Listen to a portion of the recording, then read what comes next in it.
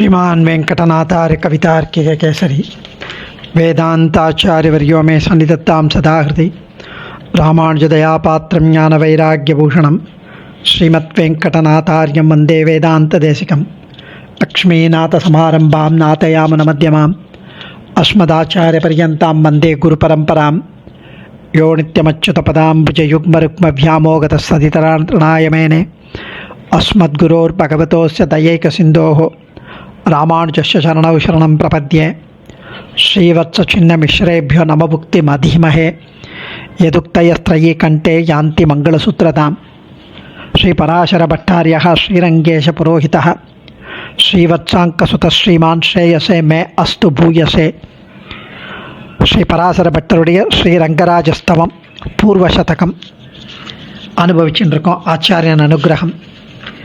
நேற்றைய தினம் 39வது ஸ்லோகம் அனுபவித்தோம். அதில் அந்த ஸ்லோகத்தில் சந்திர புஷ்கரணியை துதிக்கிறார். சந்திர புஷ்கரணியை சேவித்து அந்த சந்திர புஷ்கரணியை அடைகிறோம் என்றார். அடுத்த இன்றைய ஸ்லோகமான 40வது ஸ்லோகத்தில் அந்த சந்திர புஷ்கரணியின் பெருமையை விளக்கப் போகிறார். 40வது ஸ்லோகம். தாபத்ரயீம் ஐந்தவ புஷ்கரிண்யாம் நிமஜ்ஜய நிர்வாபயிதாஸ்மி யஸ்யாஹ அபியாசதோபாம் அகமர்ஷணீனாம் சந்திரசுதாதீதிதாம் அவாபா. தாபத்ரயீம் ஐந்தவ புஷ்கரிண்யாம் நிமஜ்ஜய நிர்வாபயிதாஸ்மி யஸ்யாஹ அபியாசத அபாம் அகமர்ஷிணீனாம் சந்திரசுதாதீதிதாம் அவாப. சந்திரசுதாதீதிதாம் அவாப. அதாவது சந்திரன் தன்னுடைய ரோகம் நீங்க, தன்னுடைய க்ஷயரோகம் நீங்க, எந்த ஒரு வழியும் தெரியாமல், எந்த ஒரு வழியும் காணாமல் எல்லா பாவங்களையும் ஒழிக்கவல்ல இந்த புஷ்கரணியில் நீராடினான். அதன் மூலமாக அமிர்தம் போன்ற மாறாத குளிர்ச்சியான கிரணங்களை பெற்றான். இப்படிப்பட்ட சந்திர புஷ்கரணியில் நானும் நீராடி அதன் மூலம் எனது தாபத்ரய வேதனைகளை போக்கிக் கொள்வேன் என்கிறார் பராசரபட்டர். அதுதான் தெளிவுரை பொருள். தாபத்ரயீம் ஐந்தவ புஷ்கரிண்யாம் நிமஜ்ஜய நிர்வாபயிதாஸ்மி யஸ்யாஹ அபியாச தோபாம் தஹ அபாம் அபியாசத அபாம் அகமர்ஷிணீனாம் சந்திரசுதாதீதிதாம் அவாப. யஸ்யாஹ எந்த சந்திர புஷ்கரணியின், அகமர்ஷிணீனாம் பாவங்களை போக்கும் அகமர்ஷண சூக்தம் என்றதான நீராட்ட காலத்தில் ஓதப்பட வேண்டிய வேத சூக்தங்களை அபியாசதா அடிக்கடி ஓதி ஸ்நானம் செய்து வந்ததால் சந்திரஹா சந்திரனானவன் சுதாதீதிதாம்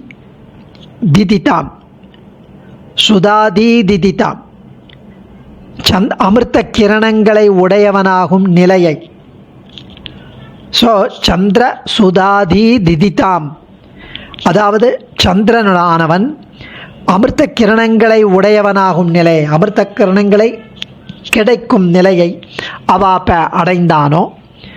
அதாவது அத்தகைய சந்திர புஷ்கரணியில், ஐந்தவ புஷ்கரணியில் குடைந்து நீராடி, நிமஜ்ய குடைந்து நீராடி, தாபத்ரயீம் தன்னால் பிறரால் பகவத் சங்கல்பத்தால் வரும் 3 வகையான தாபங்களையும் 3 வகையான துயரங்களையும் நிர்வாபயிதாஸ்மி போக்கிக் கொள்வேன் என்கிறார் சுவாமி. எந்த சந்திர புஷ்கரணியின் பாபங்களை போக்கும் அகமர்ஷண சூக்தம் என்றதான நீராட்ட காலத்தில் ஓதப்பட வேண்டிய வேத சூக்தங்களை அடிக்கடி ஓதி ஸ்நானம் செய்து வந்ததால் சந்திரனானவன் அமிர்த கிரணங்களை உடையவனாகும் நிலையை அடைந்தானோ, அத்தகைய சந்திர புஷ்கரனில் அடியேனும் குடைந்து நீராடி தன்னால் பிறரால் பகவத் சங்கல்பத்தால் வரும் 3 வகையான தாபத்ரயங்களையும் துன்பங்களையும் போக்கிக் கொள்வேன் நிர்வாபயிதாஸ்மி என்கிறார் சுவாமி. சந்திர புஷ்கரனின் பெருமையை இதில் அருள்கிறார். இந்த ஸ்லோகத்தில் மகாபாரதத்தில் ஒரு கதை உண்டு. அதாவது தட்ச பிரஜாபதி அப்படின்னு ஒருத்தன், அவனுக்கு 50 பெண்கள், எல்லாருக்கும் திருமணம் செய்து வைக்க வரன் தேடினார், மாப்பிள்ளை தேடினார். தர்ம தேவதையான யம தர்மராஜனுக்கு 10 குமாரத்திகளை கொடுத்து விவாகம் நடத்தினார். காஷ்யப மகரிஷிக்கு 13 பெண்களை கன்னிகாதானம் பண்ணி மனம் முடித்தார். சந்திரனுக்கு 27 பெண்களை கல்யாணம் செய்து வைத்தார். மொத்தம் 50. யம தர்மராஜனுக்கு 10, காஷ்யப மகரிஷிக்கு 13, சந்திரனுக்கு 27. இதனை ஸ்ரீ மனு வாக்கியத்திலேயே வருது. ததௌ தசசம் தர்மாய ததௌ தச ச தர்மாய காஷ்யபாய த்ரயோதச தச ச தர்மாய. யமதர்மனுக்கு 10, காஷ்யபாய த்ரயோதச 13, சோமாய ராஜ்ஞே சத்கிருத்ய பிரீதாத்மா சப்தவிம்சதிம் 27, சோமாய சந்திரனுக்கு, ராஜ்ஞே சத்கிருத்ய. இது ஸ்ரீ மனு வாக்கியத்தால் இது தெரியப்படுகிறது. ஸோ இந்த தன் மனைவியர் எல்லாரிடத்திலும் சமமான அன்பு வச்சிருக்கணும் சந்திரன், லாஜிக்கலி. ஏன்னா 27 மனைவிகளிடையும் ஈக்குவலாக அன்பு செலுத்தணும். அப்படி இல்லாமல் ரோஹிணி என்பவரிடம் மட்டிலும் அதிக பிரீத்தியுடன் குடும்பம் நடத்தினாராம். அதனால் மற்றைய பெண்கள் 26 பெண்களுக்கும் ஸ்லைட்டாக ஸ்டொமக் பர்னிங். அவர்கள் தந்தை தக்ஷரிடம் கூறி முறையிட்டனர், எங்கிட்ட அவன் பிரீத்தியாவே இல்லை அப்படின்னு. அவர் சந்திரனிடம் வேண்டிக் கொண்டார், எல்லாரிடமே ஈக்குவலாக இருப்பா அப்படின்னு. கேட்கலை அவன். உடனே சந்திரனுக்கு கொடிய ரோகம் வரும்படி சபித்தார். உடனே அவன் தட்சன் காலில் விழ, பிரதமை த்விதீயை என்றவாறு ஒவ்வொரு வளர்ப்பிறை திதியிலும் ஒரு கலையாக கொஞ்சம் கொஞ்சமாக சந்திர பிம்பம் வளரும். அமாவாசை அன்னைக்கு சூரியனுடன் சேர்ந்து காணப்படுவான் சந்திரன். பிறகு தேய்பிறையில் நாளொரு கலை வீதம் குறைவு ஏற்படும் என்று கூறி சாபத்தை மாற்றினார் அவர். சாபம் முதலில் ஏற்பட்டு சந்திரன் வரவர குறைய தலைப்பட்ட போது எம்பெருமானிடம் போய் பிரார்த்தித்தான், இதுக்கு என்ன சாப விமோச்சனம். பகவான் சந்திர புஷ்கரணியில் நீராடிவிட்டு மீண்டும் தக்ஷரிடம் போய் பணிவாய் பொலைட்டா சேவிச்சு கேள் என்றார். அதன் பிறகே சாபத்துக்கு இப்படி ஒரு மறுமாற்றம் ஏற்பட்டது. அதாவது கொஞ்சம் கொஞ்சமாக வளரும் அப்படின்னு. அந்த கதையை கொண்டு இந்த ஸ்லோகம் அமைந்தது, அந்த புராண கதையை வைத்து. மேலும் இன்னொரு கதை இருக்குது, ப்ரகஸ்பதி இன்னொரு ஒரு வெர்ஷன். ப்ரகஸ்பதியிடம் வித்யாபியாசம் பண்ணும்போது, பாடம் கற்றுக்கும்போது, அவரது தேவிகள் ஆன தாரை என்பவரிடம் சந்திரன் அபச்சாரப்பட்டார். அதனால் ஒளி மழுங்கி அழியுமாறு குருவான ஸ்ரீ ப்ரகஸ்பதி சாபம் கொடுத்தார். அப்படிப்பட்ட சாபம் நீங்குவதற்காக இங்கு வந்து இந்த புஷ்கரணியில் அகமர்ஷண ஜபம் பண்ணி மூழ்கி வந்து அந்த இடத்துல ஸ்நானம் பண்ணி அகமர்ஷண ஜபம் பண்ணி மூழ்கணும். அது வந்து அந்த பாபங்களை போக்கிக் கொள்ள எம்பெருமான் அருளினார். அதையும் இங்கு திருவுள்ளம் கொண்டிருக்கிறார் பட்டர். அகமர்ஷணர் என்பவர் ஸ்ரீ விஸ்வாமித்திரனின் குமாரர்.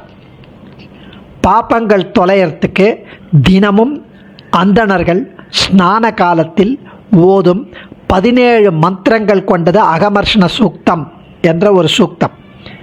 அதை தமது தேஜோபலத்தால் பகவானை உபாசித்து பெற்று உலகினருக்கு இவர் உபதேசித்தபடியால் அந்த விஸ்வாமித்திரர் குமாரர் அவரை அகமர்ஷணர் என்றே கூப்பிட்டார்.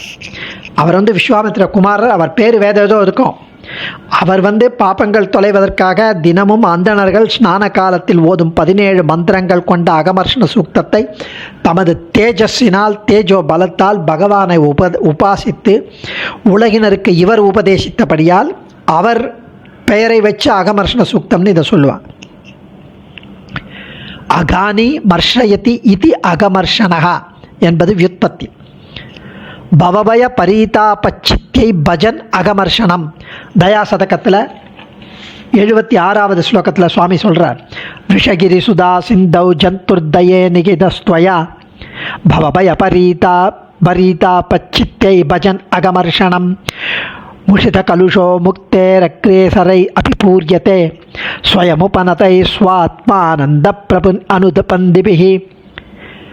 அந்த அகமர்ஷனம், அதாவது ஸ்ரீனிவாசனிடத்தில் நீ தயாதேவியே நீ சேர்த்த சேத்தனன், ஸ்ரீனிவாசனிடத்திலே தயாதேவியே நீ சேர்த்து வைக்கிறாய் சேத்தனனை. அவன் தன் பாப்பங்களை தொலைப்பதற்காக அவ்அமுதக் கடலில் அகமர்ஷணன் என்னும் ஸ்நானத்தை செய்கிறான். அதாவது தயா சாகரத்தில் அகமர்ஷணன் என்னும் ஸ்நானத்தை செய்வதால் சகல பாப்பங்களையும் அழிக்க வல்ல பிரபத்தியை செய்கிறான். அதுதான் அகமர்ஷனம் என்கிறார் சுவாமி இந்த இடத்துல ரெஃபர் பண்ணி. ஸோ முறைப்படி குருமுகமாய் இந்த அகமர்ஷண சூக்தத்தை உபதேசம் பெற்று அதை கொண்டே சரணாகதியை அனுஷ்டிப்பது உண்டு என்று ஸ்ரீ பாஞ்சராத்திர சம்ஹிதைகளிலும் உள்ளது.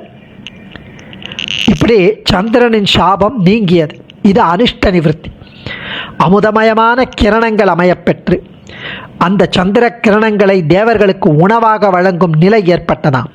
அது இஷ்ட பிராப்தி. இப்படி இருவகையிலும் சந்திர புஷ்கரணி நம்ம ஸ்நானம் சிறந்தது என்று பட்டர் அழகாக விளக்குகிறார்.